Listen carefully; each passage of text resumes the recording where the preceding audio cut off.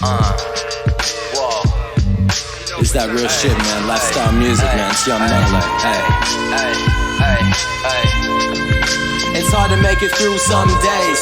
Lifestyle crazy, doing what you gotta. Listen to your body, is it food or is it tar, bruh? Remember as a kid and the flow would be Welcome to the Milo Experience. Oh, well. Hello, everyone. Hello, every two, and hello, every three. It's me, Young Milo, for the Milo Podcast number 44. Bing bong, bing bong. Yes. I want to thank you and you once again for joining me on this amazing, epic adventure and fun time quest that we've been having together. This is just yet another stepping stone in this long and exhilarating and exciting and fun-filled little excursion that we're on. Right? Am I right, people? It's just another one of those things that we do together, yeah? So without further ado, let's get straight into it. Let's start doing the things together. You and me doing all those things. What would me and you be doing if we could hang out right now? Maybe if I came around your place, we could have a bit of a what's it called? Like a bit of a dinner party, or maybe you can whip out the video games or something like that. Or maybe I could bring my guitar to your house, and then we could have a bit of a jam together. You don't have to necessarily be musical as long as you can hum a tune. Like I can play some sort of backup chords on the guitar on the old acoustic, right? And then you could be going la la la la la la la la la la la la or whatever. Like, you know, we can just make up some songs. You don't even have to know any songs. That's what I'm saying, man. Like we can just come to some type of collaborative agreement where I provide some an arrangement, right, of chords or something, just a handful of chords, and then you can just like scat over top of it or improvise or whatever, and like we can be hanging out doing that while I eat the muffins that you baked, or you know, we can sip on some wine, some red wine or white wine. It doesn't have to be either one. You mix them together and get some rosé or something like that. You know what I'm saying, bruh? All of these things that we could be doing together, you and me, rather than just wasting our lives being apart from each other where, you know, we can't communicate except via long distance, like either through the phone or mail or snail mail even, I suppose. That's possible too because it still exists. Snail mail does still exist, right? Okay? So there's that. But then if like, what if the roads get all washed out by a terrible thunderstorm or a nuclear war event or some type of like some crazy World War III type shit, and or like an electromagnetic pulse disables all of the oil rigs and there's no more fuel in the world or whatever, and then our cars don't go anymore and we can't deliver the mail, and all the planes drop out of the sky and they land in the ocean and people on board of the planes going ah! As they fall down and crash into the middle of the ocean. Be better to crash into the ocean than the city, right? Because then you're sure enough you're going to have a mass casualty event from the plane falling out of the sky in the first place, but then it goes and imagine if it fell in the city, then that'd be fucked up because it'd probably crush 100 people. Like imagine if it fell in a school at lunchtime while all the kids are out in the playground and it just lands in the playground and explodes because it only just took off. Like imagine this, the plane just took off for an international journey from Sydney to New York, right?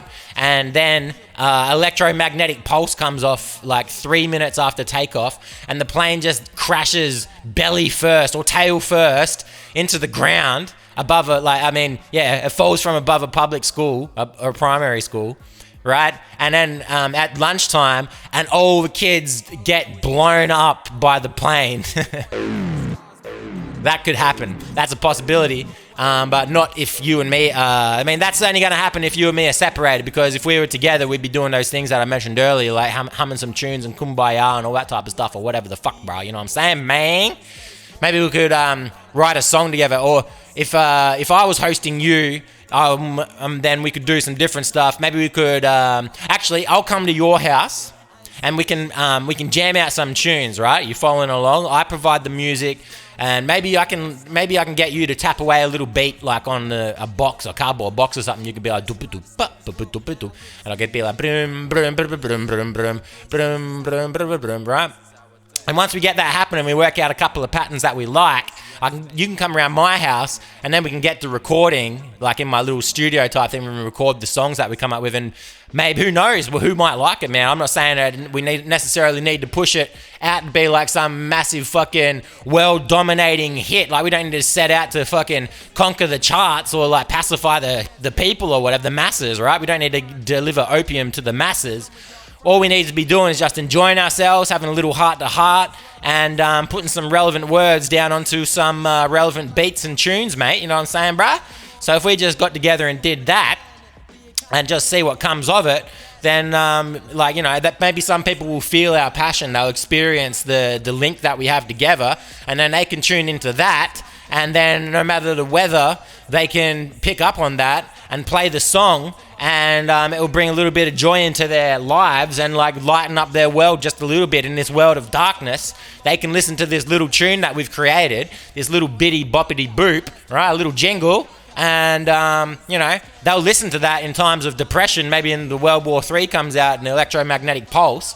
They can listen to it on their music box or whatever, like on they can listen to it on their boom box, is what I meant to say, because those are battery operated, and so you can just put some batteries into the boom box or the Walkman or whatever, and we just burn our song to a cassette tape or a disc or whatever, and that's how we distribute our song after the World War post-apocalypse. And they can just listen to our song, and it will be remembered as the song that saved the world, because many people will listen to it because imagine this, like all the entertainment being destroyed. Hollywood can't function anymore. There's no like power or whatever. And like the internet's shut down, and there's no lights in town or anything, like, or anywhere else, any other town for that matter. There's no lights, and people just can't be sitting around watching TV or looking at YouTube anymore, and their phones aren't working. So they have no choice. None.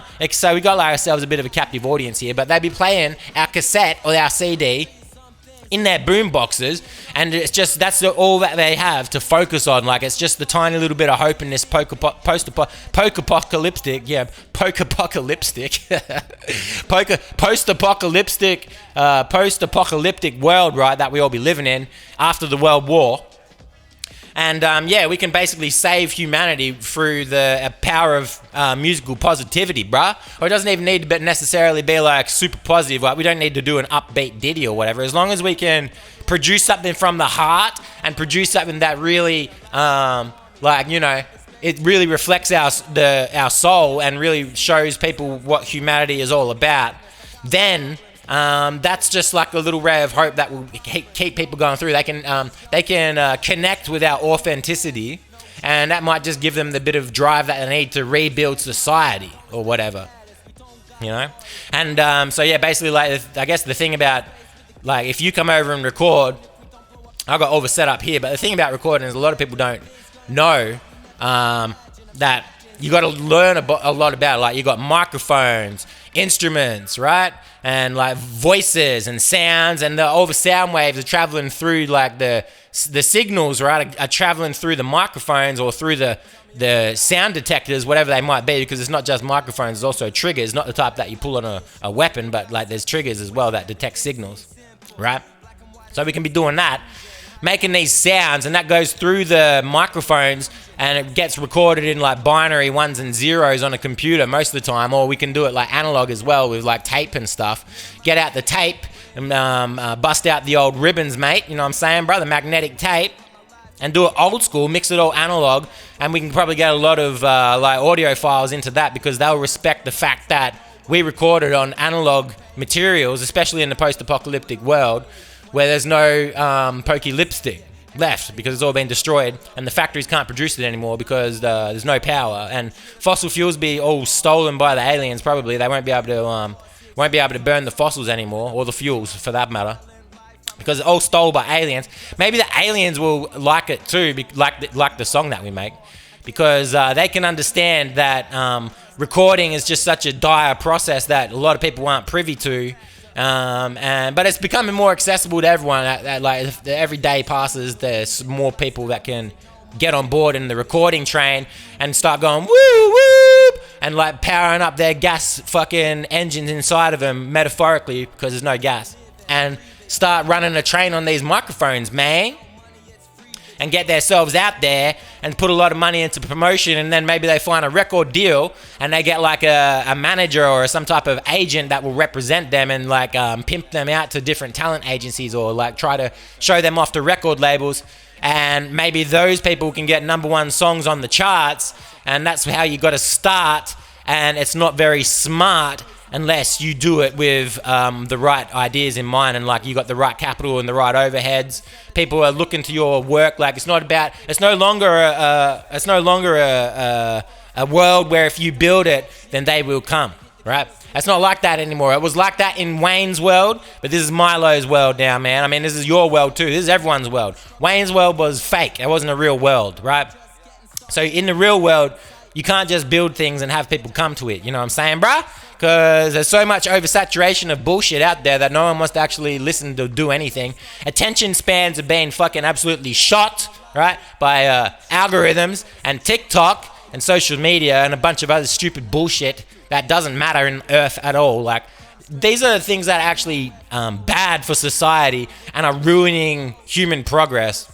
Or at least, maybe they're not ruining it. Maybe they're just steering it in a different direction. I don't want to say that like it's ruining human progress or whatever. Maybe it's just progressing us in a different direction than what we were. Because before, we could like sit down and watch a 90-minute movie without looking at a phone or whatever. You just sit there and look at the TV. Can you even imagine what that's like? I don't think people can imagine what that's like anymore, man. Because like, dude, we literally had no reason to look at our phones, ever. There was nothing on there. Not like, no fucking pictures. There was no, hang on, check this shit out. Listen to this. Right? Let me take a sip of that. So yeah, imagine that. Sitting there in the lounge room, just watching a movie on the TV, and you would not have any reason to look anywhere else. That was the number one most entertaining thing happening all day, is sitting in the lounge room looking at that movie that you rented for $6 or whatever, man, you know? And you wouldn't look anywhere else for like an entire hour plus. You just sit there looking at the screen, maybe get up occasionally, go and take a piss or get some more snacks. But you weren't looking, there was nothing to look over at, man. You couldn't just look over at the phone, scroll on this or whatever. There was none of that, dude. It didn't happen. Did not happen, right? So that's fucking hard enough for people to imagine already. But then you got people like that are becoming influencers and are really diving into this shit, and it's propelling us in a different direction. And in many ways, it seems like a bad direction. It seems like we're regressing. But I don't think that we should just. I'm not going to call it out as regress. I mean, I will. I'll say it's shit. The algorithms are shit. It's melting our brains and it's turning everyone's brain into pudding, right? But so I think it's shit. But it remains to be seen if maybe something crazy could happen and like sets us on a new path. Like maybe it turns us into like psychic mediums, or maybe like we start generating new limbs, or we surround ourselves. Like we're going to enter the capsule, man. I think that's what's going to happen in humankind. I think I've already talked about this before, but we're going to enter the tomb, dude. It's going to be a cybernetic tomb, right? Where we no longer experience the world with our physical bodies. We're going to go into the cocoon made of TV screens and algorithms. And we're going to never, ever again step foot outside. It's going to become the Matrix type shit, bro. That's what's going to happen. And then all the music that I recorded will be fucking... it's already useless because no one really listens to it except me. So I'm happy that I listen to it. But, like, you know, the people that listen to music now... Well, actually, what I mean to say is people are just going to create their own content. Like, it's just going to be automatically generated by artificial intelligence. And probably, like... There will be no preferences anymore. There will be nothing that separates anyone from anyone else. No individual thoughts, because we'll all just be programmed by the giant algorithm inside of our digital cocoon to think the same things that a government approved like it was in 1984, right? Which is a book that I haven't read. So, yeah. But it wouldn't matter if I haven't read that book at all, because in my digital cocoon, I could just automatically embed the information of having read it into my brain, or probably watch I could have the Donald Trump narrate it to me or something like that. Just AI voice just telling me about 1984. I think it'd be really funny if it was Donald Trump doing that, right? Or Zelensky. Could have Zelensky narrating Silence of the Lambs. That would be interesting. Or you could have any famous person. What kind of book would you like to have narrated by a famous person if you were living inside of a digital cocoon, which you will never emerge from, by the way? Never, ever. There's no reason to go outside, man. You just got to, like, you don't even know that you're conscious or awake. You don't even, like, we don't know, in this reality, we would no longer even understand that we are physical beings, man. It's just like, from birth, you're born into like a capsule and you just live there forever. It's like a brain in a vat type of thing, right? And like we would just experience everything through like fake signals that just wired into our brains and all of our sensory perception organs all over us. Just infinite amount of data coming in, and we would exist in these, like, you know, cocoons, man. That's what's gonna happen, bro. But we ain't gonna do no evolving. We're only gonna like devolve to like basically a floating brain. That's what it's gonna be, and then floating brains are just gonna rule the world. But maybe that's gonna be a better thing than what we are right now, because like as bipeds, I feel like you know, standing up all the time kind of sucks, and like everyone's got a shitty back. Like, do you know someone that doesn't have that has a good back? No one has a good back, man. People be damaging their backs. People doing back-breaking work, trying to get that money so they can continue living and pay for pay for music and pay for movies with their subscription services. That's how much music and movies have been devalued, man. That's how much the profit, or not the, yeah, that's how much it's just shit. Everything is shit. And entertainment has been scraped hollow. It has been absolutely gutted by the gatekeeping streaming services now, I guess, right? And so while we have more access to more content than we ever have before in the past, now we pay fucking a subscription, $10 a month or whatever, and you got all access to every single possible fucking thing that you could ever think of, and beyond that, stuff that you can't think of either. There's probably stuff out there that's you can access now that you can't think of, and the only way to access it would be to like sort of stumble over it, I guess, and you know, then it'd be a surprise. It's like a content surprise. That's the best type of content, actually, is surprising content, because most of it is just boring shit. Especially mainstream cinema is so bad these days. Everything is so bad. A lot of people probably would say the exact same thing about mainstream music. I think it's holding up. Like, yeah, don't get me wrong, generation after generation, music is getting worse, right? It's just getting like the intellectuality of it. Is that a word? What's the intelligence of the music?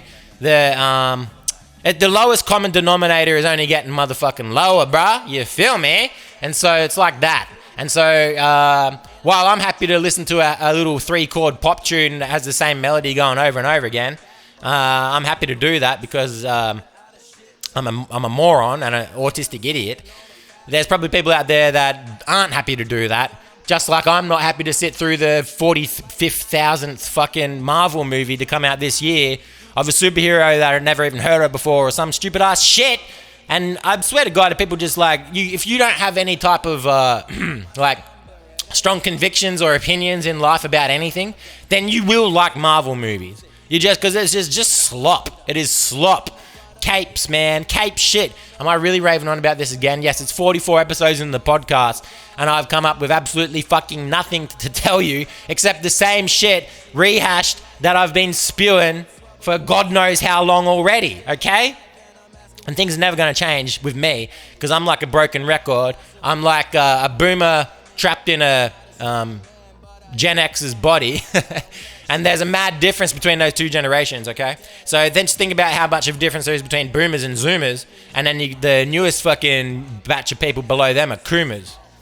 So yeah, I might be reaching, man. I might be sort of doing one of those reach arounds, if you get me. I might be reaching off into the distance, into the past, even behind us, and we're going back.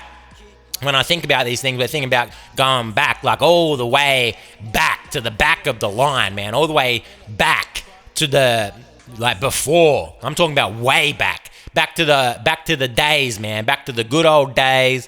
Back to the way it was. Back to the past. Back to the primitive, man. I got my back against the wall, and I'm gonna call for more because I'm on all fours, and I want pussy galore, baby. That's what I'm talking about. Yeah, we'll be going back to the showers, into the back streets, back, all right. And I'm putting up the fight all night for the good ones that still be out there raising their fists, putting them up, and doing what they need to do to get on down to Chinatown. Because motherfuckers don't know what it's like out here in these streets when people be, rolling around, rolling, doing somersaults and cartwheels and just like rolling uphill and rolling downhill, rolling backwards, rolling forwards. And people be crawling and doing star jumps and all types of fucking flips, somersaults, It's just not on, man. It's not the same as what it was back then. Now is not the same as what it was back then. The future is different to the past. That's why we need to go back to the future, so far back that the future becomes the past, and then we can reminisce about things that haven't happened yet, as if they as if they're gonna happen once we go back to the past. Then they'll happen to us because the future has become the past. You know what I'm saying, bruh?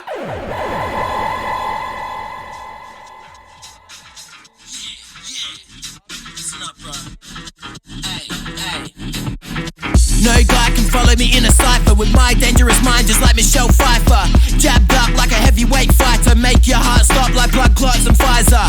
Hooked up in hospital for ages, wake up to find a new PM in the papers. Oh, your annual leave and sick days get wasted by your bedsides where I waited and waited so I could sign papers that you thought were waivers. But at the bottom on the dotted line where my name is, I clearly wrote down no resuscitation and slipped the doc of 50 boys cooperation. Closing my closet, the bones are in my basement. I don't keep skeletons in obvious places.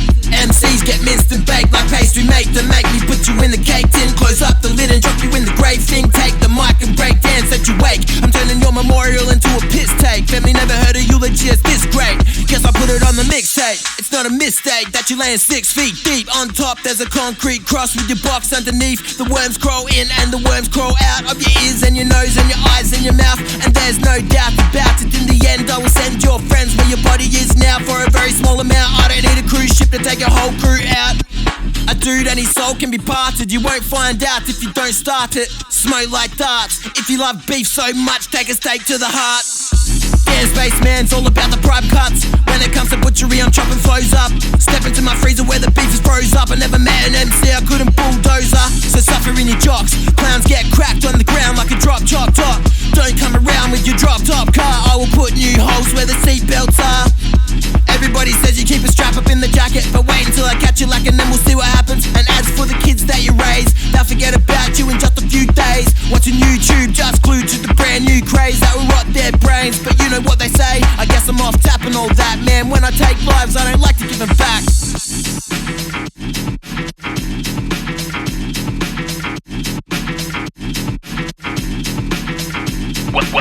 Welcome to the Milo Experience. Maybe it'd be better if we went back to the past anyway, because do we really need to? Why don't we just stop everything right now and go back? Because I've been asking myself, do we really need to keep going on and on and on and on and on? Like, how much longer do we need to go on for? When do we get to go off? Like, shouldn't we get some kind of binary decision from this? Like, right now it just seems like we're forced to go on and continue going on when most of us really just want to go off, right? I mean, some of us want to go off grid. Some of us want, I myself, I want to go off track, man. Because I've been off the rails for so fucking long, man. I don't think I can get back on them, bro. You know what I'm saying, dude? I've been off the rails. I got so many fucking shredded wheels and no more grip on them.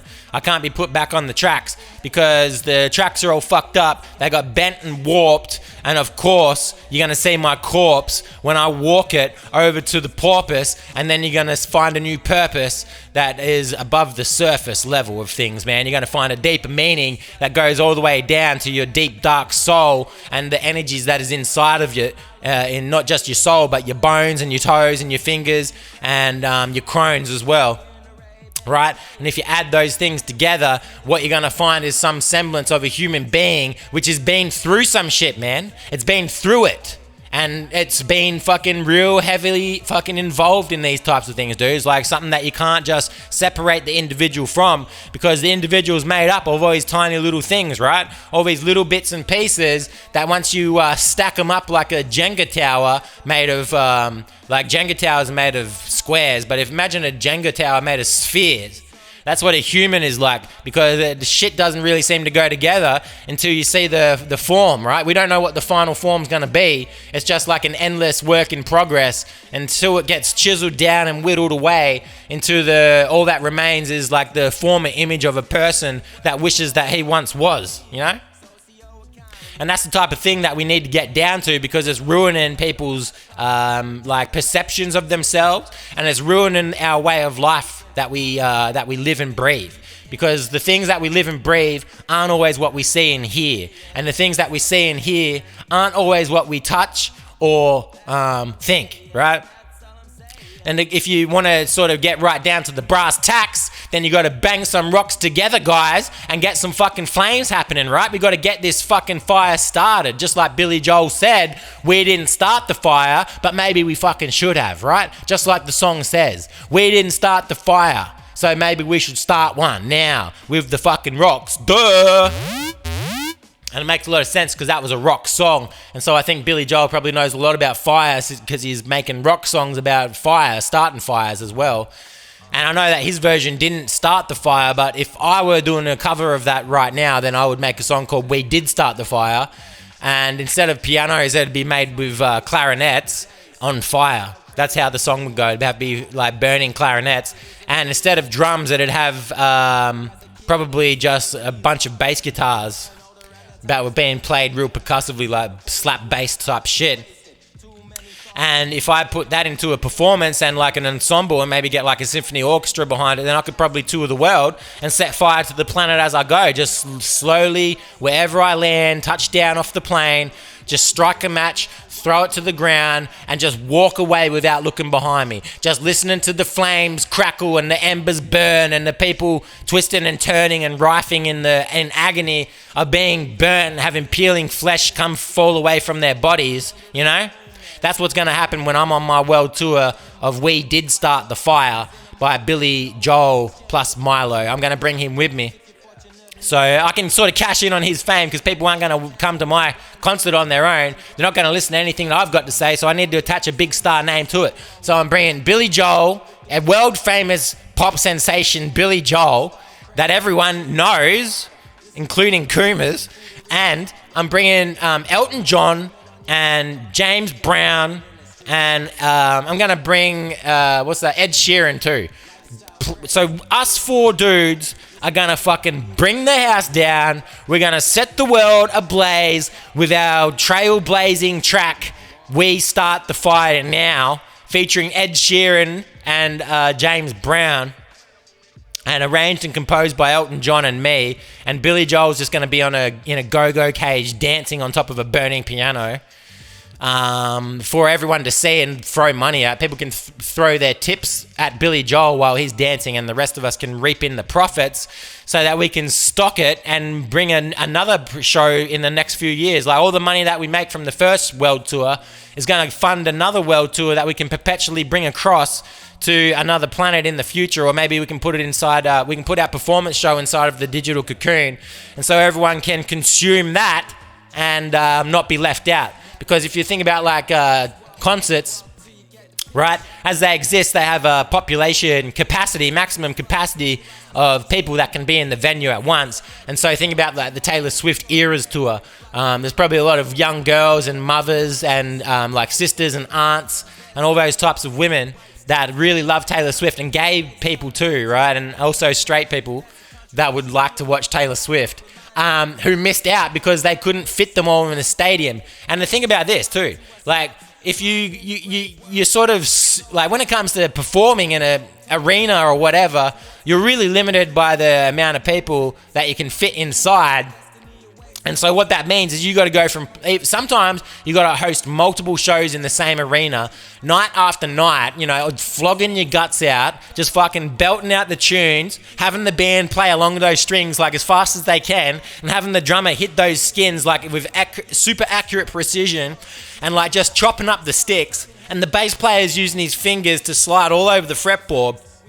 And he's like slapping and popping to the rhythms, and he's providing the most funky ass bass lines ever, right? Just 6 days of a week, just making them, grinding them down to a husk. You got the saxophone player blowing out his lungs, just totally blowing the saxophone, man.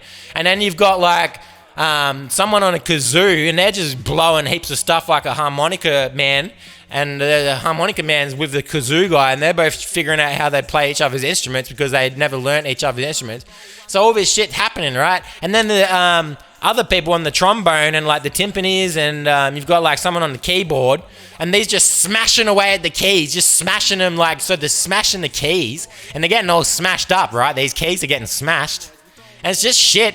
Because like you never get to take a break, man, and you got to do it multiple times in a week. Like so, you really getting burnt down to a husk, like you're a shell of your former self, and you could be a Caltex of your former past, or a BP of your future husband, right? But what I'm thinking is we could put everyone around the world into one single arena and just play one show. And then, A, you wouldn't have to play multiple shows in the same fucking area or same locale or same continent every single fucking day. Or B, you wouldn't have to fly from place to place to place with a backup band and like doing all that shit, traveling around the world and like wasting your time and polluting the earth by being on a jet, because jet engines are bad and full of diesel, like, or fuel, full of what's that stuff? Jet fuel, right? The stuff that melts steel beams. Okay, that can't be good for the air. And like ever since air travel has been invented, the sky's been heating up. That's a fact, right? And I think that's a fact. If I asked Jamie to pull that up, he would, but I don't have one. So, assuming that that's a fact, then that can't be good, because the hotter the sky gets, then the hotter the oceans get as well. If you didn't know that, that's a fact too. And so yeah, you're doing all this stupid ass shit, right? Just to make sure everyone can see your show. But if we could just fit them all into one location, then we could just play to them all. But logistically, that'd be a nightmare. So put it inside the digital cocoon. So that's where I'm putting my We Started the Fire tour. And so, but first of all, since we're not up to the digital cocoon age just yet, what I'm thinking is that I do a couple world tours year after year after year, maybe a decade straight of world touring, just playing this song. I'm just going to play that song for an hour everywhere I go. And I'm going to do like 3 nights in a row, or maybe a week. I'll perform for 1 week in every single nation that I touch down in. I'll perform for a week, and then I'll move on to the next nation and see all of my adoring fans. And once I've seen them all and I've recorded that tour, we put all the best parts of that tour together into like a big tour compilation, a tourpilation, and then put that on the streaming services so that everyone can watch it in their cocoons without ever having to leave the house or look at their phones or whatever, man. You know what I'm saying, dude? That would be an ideal reality to live in, because I don't know about you or about anyone else for that matter, but I think that I'm fed up with going outside. I no longer want to leave the house. I don't want to go anywhere and do anything anymore, and I definitely don't want to go and stand around inside of a stadium with 100,000 other people getting like a bird's eye view on someone that's making music that I like to listen to. Not that I look up to those people, because let me tell you something, man. Never idolize artists or entertainers or anyone, as a matter of fact. Idols are worthless. It's not worth idolizing anyone, okay? So never meet your heroes. Everyone is a big loser deep down, and hardly anyone has ever worked for whatever they have achieved in life. Like, most nepotism is probably like the biggest problem in the world. Of like, it's bigger than hunger, it's bigger than overpopulation, and it's a bigger problem than the Los Angeles or the forest fire, the wildfires that I started, by the way, with my song, right? And it's better than poverty. Better. Yeah, it's a bigger problem than poverty, and it's the worst problem in the world, because there's no such thing as meritocracy, and there probably never has been. I mean, there is, right? There are people out. I guess I'm sounding a bit like a Debbie Downer right now. I don't mean to be a big Debbie Downer, because there's people out there that have achieved good things off of their own hard work. But those people are a tiny fraction compared to the people that make it out in the end, who had everything that they ever needed handed to them on a silver platter, even if it's just a slight bit of generational wealth from their parents or whatever. But then there's so many people that already have positions of power. Do you know how big the music industry and the Hollywood movie industry and every other entertainment industry, they're so fucking big and ginormous and full of people? You think that all of those people know someone, right, who wants a job in the industry? Whether it's being an artist, being a roadie, being a whatever, being a director, being a cameraman, being a lighting guy, being a stage hand, being a set hand, costumer, whatever the fuck it is, or a person that delivers water, or a person that cuts up the sandwiches into the right shape for the artists, or a person that picks out the clothes and then takes off all the sequins and replace it with banana peels, or a person that would work closely with an artist to help them distribute care packages across impoverished nations. Or maybe you wanted to get a job as being a hot dog vendor on the side of a baseball stadium that hosts Taylor Swift residency for 52 weeks of the year or whatever, you know what I mean? But then that person, he's going to get a job with someone, he's going to employ someone that he knows, to be a hot dog stand guy inside of that stadium. So you can't even get your foot off the ground to begin to step up the stairs, right? Because shit sucks. That's why. And furthermore, there's a lot of people out there that are never gonna they're never gonna realize their true potential. So, and if you end up meeting any of the people that you really respect, you're gonna find out real quick that they're just shit. And they have ideas that are different to you, and they think different things, which is fine. I don't mind, right? Because it's not my time to do a line, but it will be on the weekend. So don't meet the people that you idolize, and don't idolize people in the first place, because they're all shit.